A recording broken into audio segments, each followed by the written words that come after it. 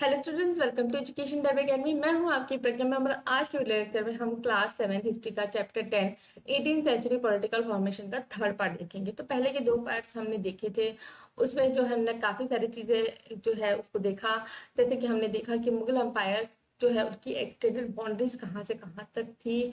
उनका साम्राज्य जो है 18th सेंचुरी से पहले जो है बहुत ही बड़ा था, पूरे इंडियन सब कॉन्टिनेंट में राज करते थे। लेकिन 18th सेंचुरी के बाद में जो वीक रूलर्स थे, वीक मुगल रूलर्स थे, उनके अंडर जो है जो एम्पायर जो है वो बंटने लग गया। जो वहाँ जो जो उनके मानसबदार और सूबादार थे वो अपना एक इंडिपेंडेंट राज्य स्थापित करने लग गए। तो ये सारी चीजें हमने देखा था। हमने देखा था कि जो मुगल एम्पायर है वो कैसे मतलब आफत में आ रहा था, कैसे क्राइसिस में आ गया था, और जो लिटिल मुगल्स है उनके बारे में हमने देखा था। और हमने जो कुछ टैक्सेस वगैरह उसके बारे में देखा था, कैसे नादिर शाह जो है उन्होंने अटैक किया और अहमद साबदाली है उसने अटैक किया मुगल रूलर्स के जो टेरिटरी है वहां पर। उसके बाद हमने देखा था जो नई स्टेट्स उभर के आ रही थी। तो नए स्टेट्स कौन से थे हमारे पास? हैदराबाद था। हैदराबाद के बारे में हमने देखा निजाम उल मुल्क असफ शाह जो है वो ये जो एरिया है उसको रूल कर रहे थे। उसके बाद हमने अवध में कौन था? बुरहान उल मुल्क सद्दत खान। और हमने देखा था बंगाल जिसमें थे मुर्शिद उल कुली खान। इनके बारे में हमने देखा था कि इन्होंने कैसे अपना जो है एक अलग साम्राज्य बना लिया। तो आगे हम देखेंगे वतन जागीर भी देखा था हमने राजपूत का। फिर आगे हम देखेंगे साइजिंग इंडिपेंडेंस, मतलब इंडिपेंडेंस पाने के लिए जो लड़ने जा रही थी। तो हमको सबसे पहले जो है सिक्स के बारे में देखना है। The organization of Sikhs into political community. The organization of six into political community during 16th 17th century helped in regional state building in Punjab. तो सिक्स और जो ऑर्गेनाइजेशन है सिक्स का वो क्या है, एक पॉलिटिकल कम्युनिटी में फॉर्म हो रही थी, एक पॉलिटिकल कम्युनिटी में जुड़ रही थी। कब? 17th सेंचुरी के आते आते इससे क्या हुआ, एक रीजनल स्टेट बिल्डिंग जो है पंजाब में हो गया। ठीक है, वहाँ जो पंजाब का जो एरिया है, वहाँ का जो पंजाब का जो रीजनल एरिया है वहाँ पे एक ऑर्गेनाइजेशन बना सिक्स सिक्स का, जो पॉलिटिकल कम्युनिटी के रूप में उभर कर आई।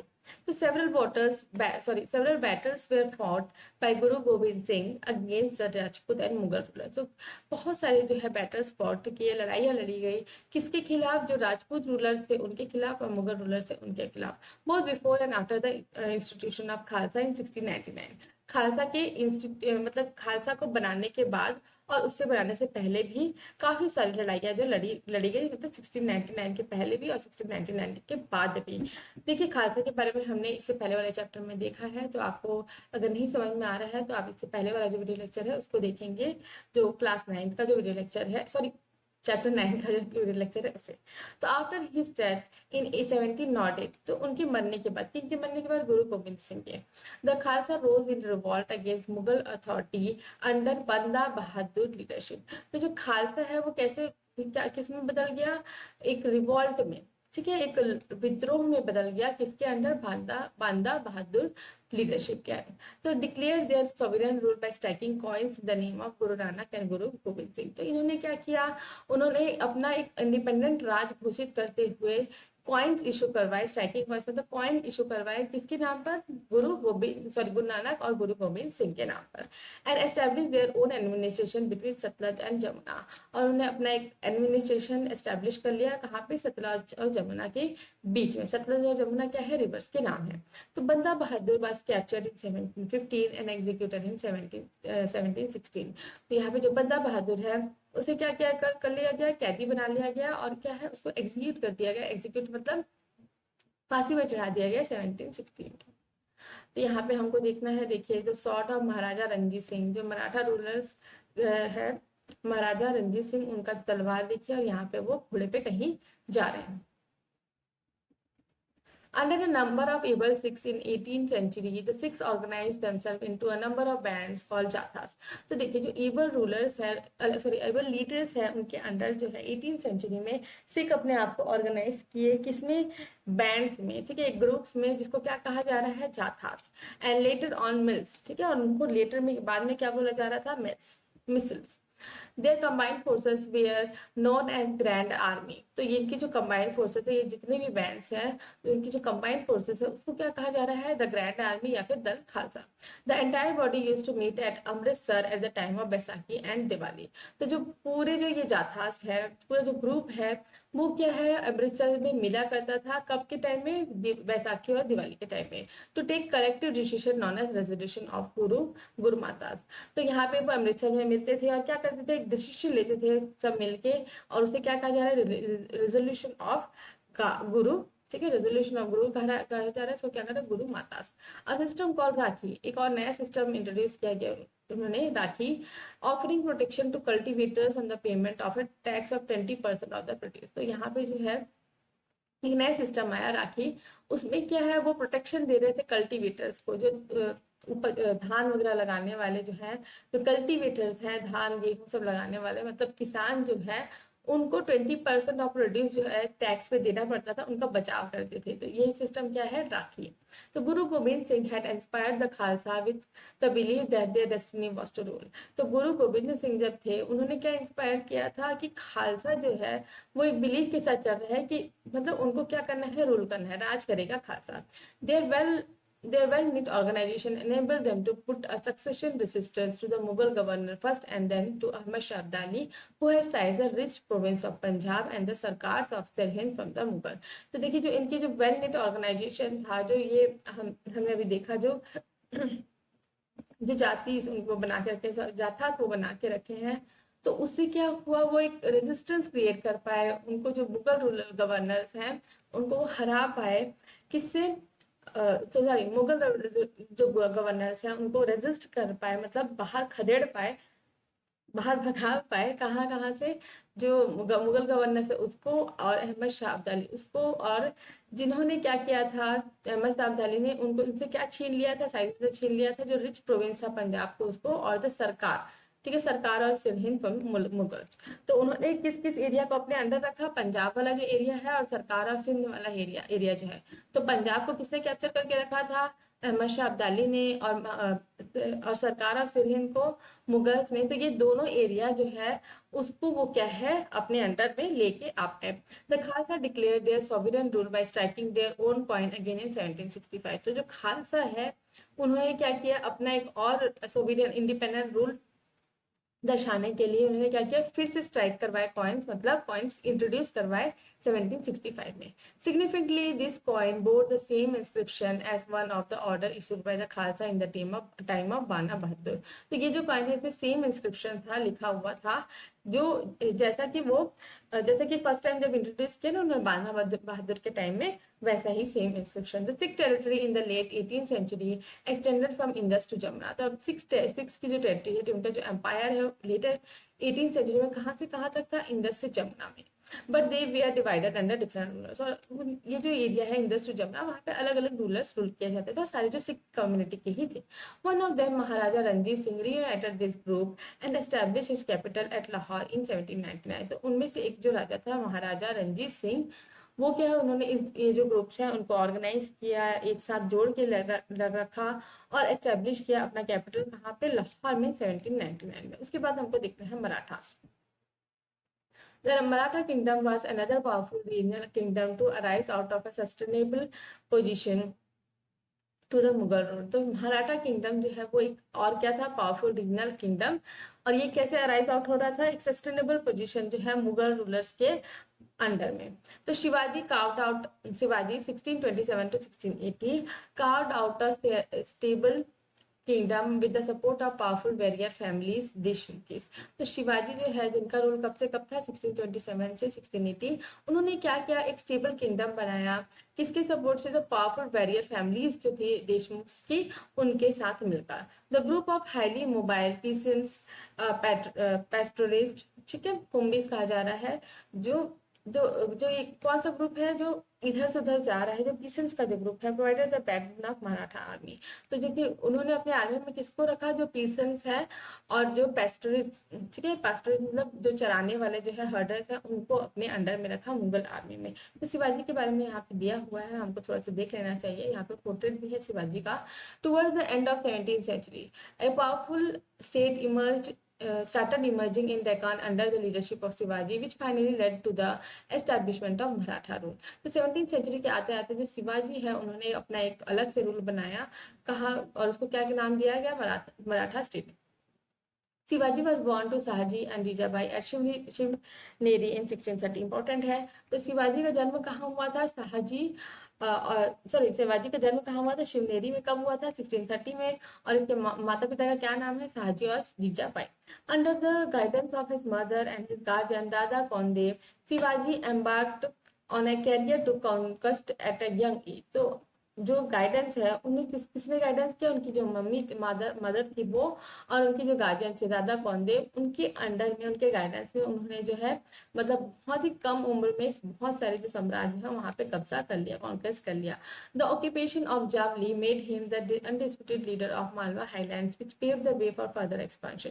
तो जो ऑक्यूपेशन था, जो कामकाज था जावली का, उसके कारण जो है वो मतलब एक अनडिस्ट्रीब्यूटेड लीडर थे मालवा हाईलैंड्स के, उसके कारण जो है वो फर्दर जो है एक्सपांड कर पाए अपने किंगडम को. His exploits against the forces of Bijapur and Mughal made him a legendary figure. तो उन्होंने जो एक्सप्लॉइट किया कहा था आपने, जो बीजापुर, ठीक है, बीजापुर से जो फोर्सेस आ रहे थे उनको जो है उन्होंने हरा दिया, और जो मुगल्स हैं उसको भी हराया. उसके बाद उनको एक लेजेंडरी फिगर का नाम दिया गया. ही often restored the two guerrilla warfare against his opponent. तो वो क्या है, कौन सा टेक्निक अपनाते थे, गोरिल्ला वॉरफेयर, जो अपने ओपोनेंट्स को हराने के लिए. by introducing an efficient administrative system supported by revenue collection method based on Chauth and Sadesh Mukhi, he laid the foundation of strong Maratha state. तो उन्होंने जो है रेवेन्यू कलेक्शन के नए मेथड्स अपनाए, जिसको क्या कहा जा रहा है, चौथ और सदेश मुखी, जिससे जो है उन्होंने फाउंडेशन बनाया मराठा स्टेट का. तो Shivaji used this forces to challenge the Mughal in the peninsula. तो जो शिवाजी है वो कौन से फोर्सेस को यूज करते थे, जो पिजेंट्स और जो पेस्टनर्स है जिनको उन्होंने अपने मुगल आर्मी में रखा है, उन फोर्सेस का यूज करके उन्होंने मुगल्स को हराया. After Shivaji death the effective power in Maratha state was wielded by a family of Chitpavan Brahmanas who served Shivaji successor as Peshwa. तो यहाँ पे जो है शिवाजी के डेथ के बाद जो है उनकी जो राज्य है वो किसके अंदर आ गया, चित्पवन ब्राह्मणास. ठीक है, जो शिवाजी के सक्सेसर से Peshwa. Poona became the capital of Maratha kingdom. तो मराठा किंगडम का जो कैपिटल है वो क्या था, Poona. Under the Peshwa, the Marathas developed a very successful military organization. तो पेशवा है, शिवाजी के जो सक्सेसर है पेशवा, उसके अंदर जो है मराठास जो है वो एक सक्सेसफुली मिलिट्री ऑर्गेनाइजेशन में ऑर्गेनाइज हो गई. Their success lay in bypassing the fortified areas of Mughals, by raiding cities and by engaging Mughal armies in the areas where their supply lines and reinforcement could be easily disturbed. तो वो जो इनकी जो success है वो किस पे depend कर रही है, कैसे हुई, कैसे जो मराठा किंगडम है वो सक्सेस में कैसे आ रही थी. उन्होंने क्या किया, बाईपास किया जो फोर्टिफाइड एरियाज थे मुगल्स के उसको, और उन्होंने बहुत सारी सिटीज में रेड किया, और जो मुगल आर्मीज है जहाँ से उनको सप्लाई लाइन थी उनको उन्होंने डिस्टर्ब किया. ठीक, जो सप्लाई लाइन थी मुगल आर्मीज की, उनको डिस्टर्ब कर दिया. Between 1720 and 1761 the Maratha empire expanded. तो 1720 से 1761 के आते आते जो मराठा एम्पायर है वो बहुत ज्यादा क्या है, फैल गया. It gradually chipped away at the authority of Mughal empire. Malwa and Gujarat were seized from Mughals by 1720. तो उन्होंने क्या है, मतलब धीरे धीरे क्या है, जो मुगल अथॉरिटी थी उसको क्या है धीरे धीरे अपने कब्जे में करने लगे. तो मालवा और गुजरात जो है उन्होंने मुगल से जो है छीन लिया. कब, 1720 में. by 1730 the Maratha king was recognized as the overlord of the entire Deccan पेंसुला. तो 1730 के आते आते जो मराठा किंग्स है वो कैसे रिकॉग्नाइज हो गए, ओवरलॉर्ड, मतलब पूरा जो डेक्कन पेनिनसुला है उनका वो जो है अपने अंडर में कर लिया उन्होंने. ही possessed the right to levy Chauth and Sardesh मुखी इन द एंटायर रीजन. तो उन्होंने जो है नए टैक्सेस जो है चौथ और सरदेश मुखी अपने रीजन में बढ़ा, मतलब उन्होंने मतलब वो लेने लगे टैक्स, जिसे कहा जाता है चौथ और सरदेश मुखी. तो यहाँ पे हमको बाजीराव वन के बारे में देखना है. तो यहाँ सबसे पहले हमको चौथ और सरदेश मुखी देख लेते हैं. चौथ 1/4. ठीक है, चौथ का मतलब होता है 1/4.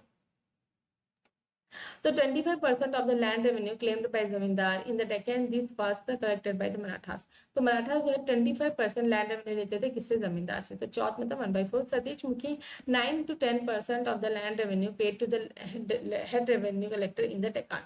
तो सतीश मुखी क्या है, 9 से 10% का लैंड रेवेन्यू, ठीक है, लैंड रेवेन्यू टैक्स. उसके बाद हम लोग देख लेते हैं Bajirao one, also known as Bajirao Ballal was the son of Peshwa Balaji Vishwanath. He was a great Maratha general who is credited to have expanded the Maratha kingdom beyond the Vindhyas and is known for his military campaign against Malwa, Bundelkhand, Gujarat and Portuguese. तो Bajirao one, ठीक है, इनके बारे में movie भी आई थी, आपने देखा होगा, पेशवा बाजीराव. तो ये किसके किसके सन थे, पेशवा बालाजी विश्वनाथ के, और ये बहुत ही ग्रेट मराठा जनरल थे. और इन्होंने अपना किंगडम कहाँ कहाँ से एक्सपेंड किया, मालवा, बुंदेलखंड, गुजरात और पोर्चुगीज से. After raiding Delhi in 1737, the frontiers of Maratha dominated expanded rapidly.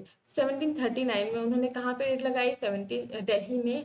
और जो फ्रंटियर थी, जो बाउंड्री थी मराठा किंगडम की, वो क्या है, बढ़ने लगी एकदम रैपिडली. तो यहाँ पे वो कहाँ कहाँ चले गए, इंटू राजस्थान और Punjab in the north, into Bengal and Orissa in the east, and into Karnataka, Tamil Nadu and countries in the south.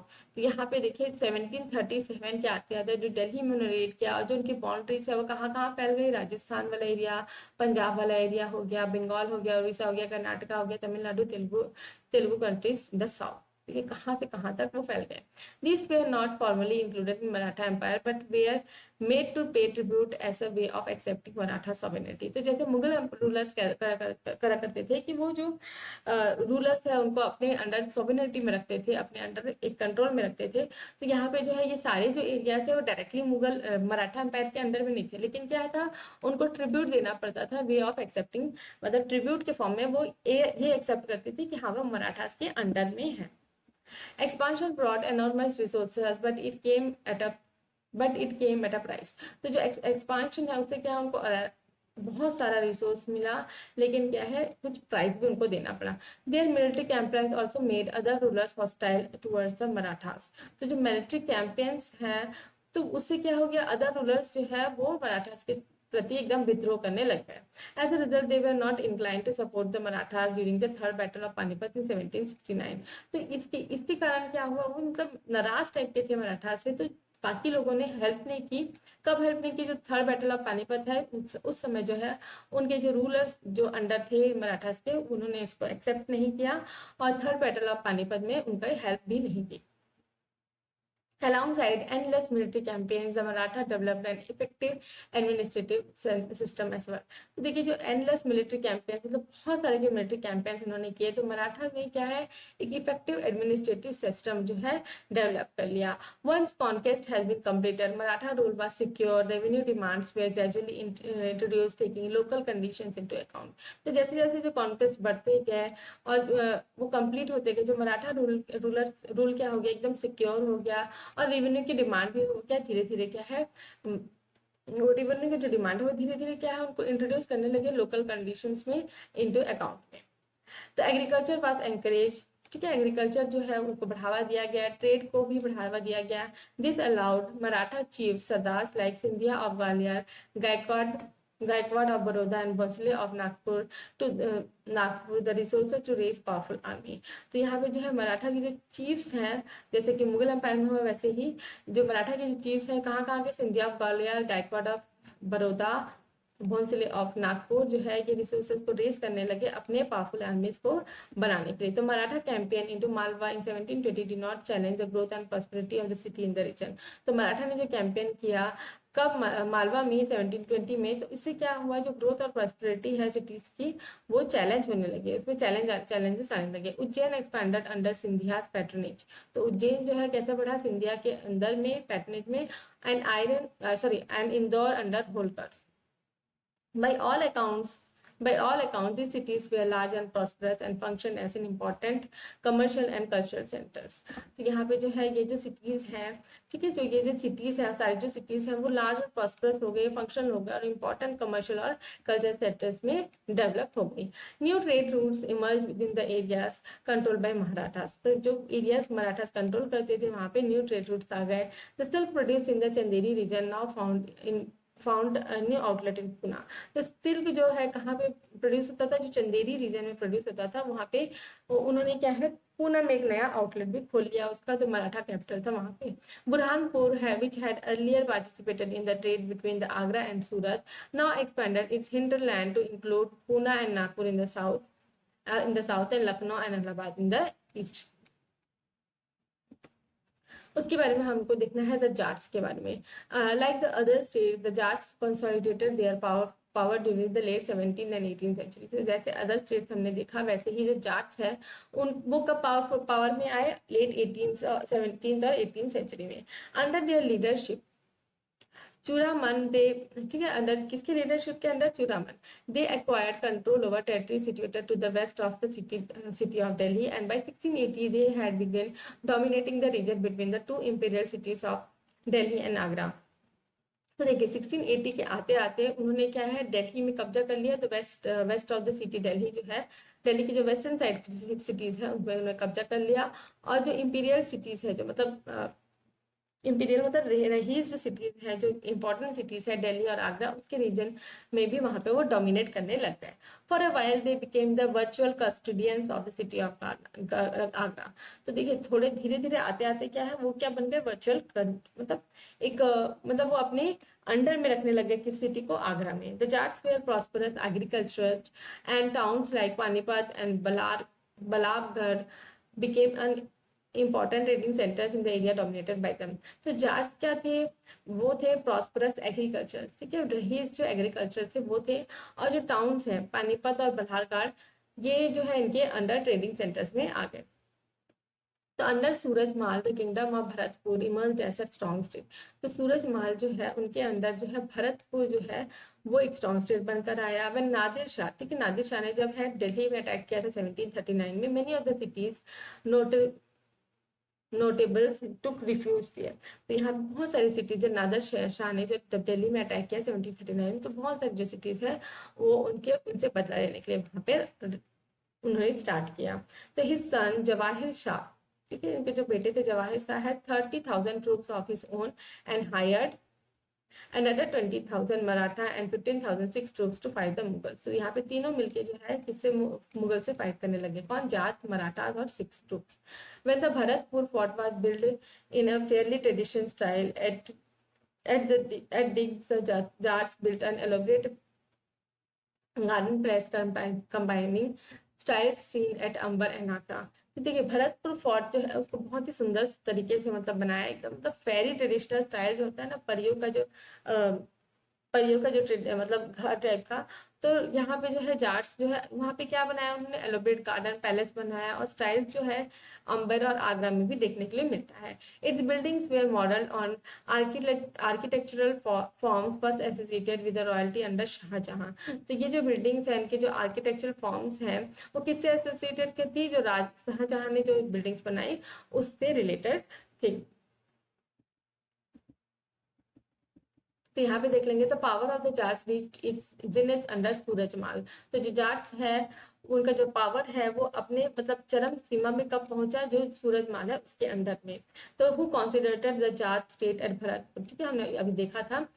During 1756 to 1763, the areas under the political control of Surajmal broadly included parts of कहाँ पे कौन से parts included थे. तो यहाँ पे eastern Rajasthan हो गया, साउथर्न हरियाणा हो गया, वेस्टर्न उत्तर प्रदेश हो गया, दिल्ली हो गया, सूरजमल हो गया, और number of forts and palaces and Lohagarh हो गया, ठीक है. तो and the famous Lohagarh fort in Bharatpur is regarded one of the strongest forts built in this region. यहाँ पे एक फिगर दिया हुआ है, ये क्या है, 18th century palace complex at Deeg note the bangla dome on the assembly hall of the roof of the Bengal. तो यहाँ पे एक फिगर दिया हुआ है उसके बारे में बताया गया है.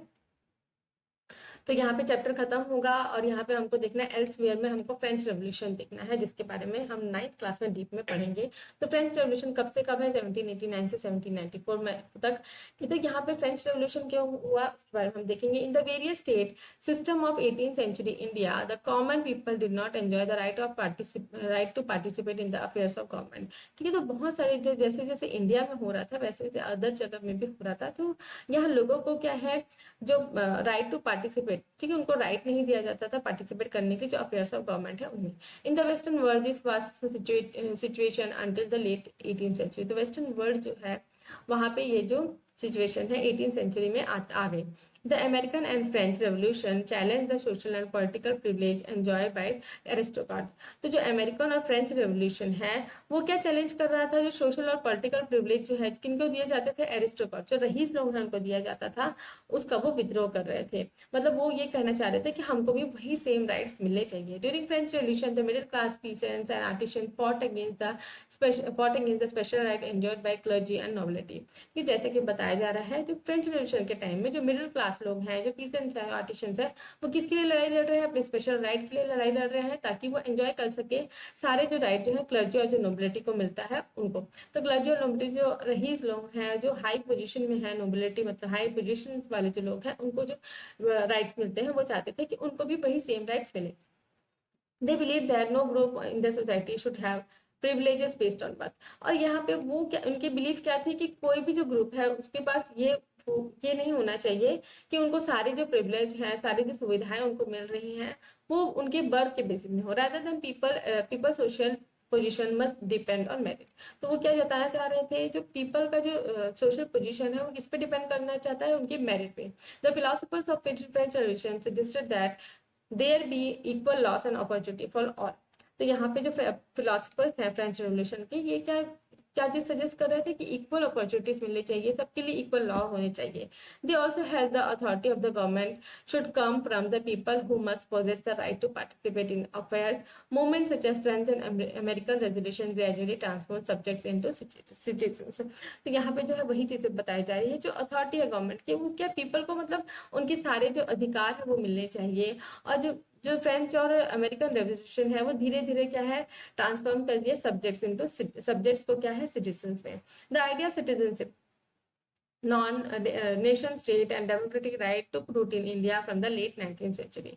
तो ये जो आइडिया है सिटीजनशिप का और नेशन स्टेट का और डेमोक्रेटिक राइट्स का, इसके बारे ये जो है 19th सेंचुरी के आते आते इंडिया में भी हो गया। तो कैसे हुआ, जब ब्रिटिशर्स जो है यहाँ से चले गए तब जो है सिटीजनशिप जो है, नेशन स्टेट जो है, डेमोक्रेटिक राइट्स जो है, डेमोक्रेटिक राइट में तो राइट का वो राइट टू वोट होता है, राइट टू फ्रीडम होता है, बहुत सारा जो होता है जो हम सिविक्स में पढ़ते हैं। तो ये सारी चीजों के बारे में। तो देखिए आज का वीडियो लेक्चर यहाँ पे खत्म होता है। अगर आपको वीडियो लेक्चर पसंद आया है तो लाइक शेयर करें, कमेंट करके बताएं कि आपको वीडियो कैसा लगा। और अगर वीडियोस पसंद आते हैं तो चैनल को सब्सक्राइब कर लीजिए, बेल नोटिफिकेशन को भी ऑन कर लीजिए, ताकि जब भी मैं नए वीडियो डालूं तो आपको नोटिफिकेशन मिल सके। Thanks for watching my video.